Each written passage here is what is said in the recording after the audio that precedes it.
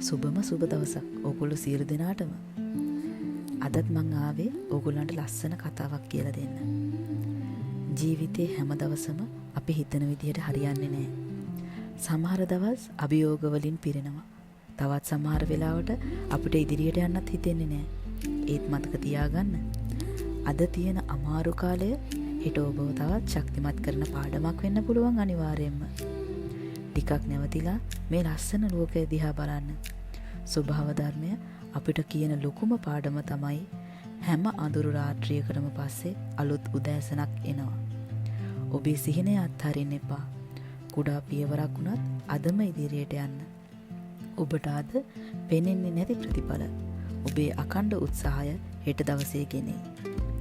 ඔබ ගැන විශ්වාස කරන්න. ඔබේ කාලයත් එයි.